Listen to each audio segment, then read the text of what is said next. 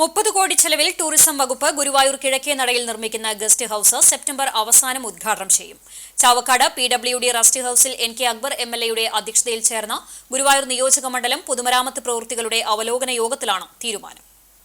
പ്രസിഡന്റും പ്രധാനമന്ത്രിയും അടക്കമുള്ള VVIPകൾക്ക് താമസിക്കാനുള്ള 2 പ്രസിഡൻഷ്യൽ സൂട്ടടക്കം 60 മുറികളും കോൺഫറൻസ് ഹാളുമെല്ലാം ഉൾപ്പെടുന്നതാണ് guest house.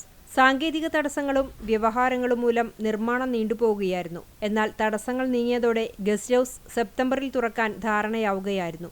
Guruvayur KSRTC ഡിപ്പോയുടെ design അംഗീകരിച്ചതായി ബന്ധപ്പെട്ടവർ യോഗത്തിൽ അറിയിച്ചു.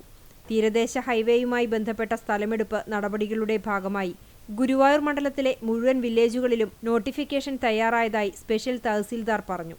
ചാവക്കാട് കോടതി സമുച്ചയത്തിലെ കുളം നവീകരണം അവസാനഘട്ടത്തിലാണെന്നും കോടതിയിലേക്കുള്ള ഫർണിച്ചർ വാങ്ങുന്ന നടപടികൾ നടന്നുവരുന്നതായും പൊതുമരാമത്ത് അസിസ്റ്റന്റ് എഞ്ചിനീയർമാർ അറിയിച്ചു. പൂക്കോട് കുടുംബാരോഗ്യ കേന്ദ്രം, ഗുരുവായൂർ ആയുർവേദ ആശുപത്രി, ഗുരുവായൂർ GUPS എന്നിവയ്ക്ക് സാങ്കേതിക അനുമതി നൽകി ടെൻഡർ നടപടി സ്വീകരിക്കുമെന്നും പൊതുമരാമത്ത് കെട്ടിട വിഭാഗം അസിസ്റ്റന്റ് എഞ്ചിനീയർ യോഗത്തെ അറിയിച്ചു.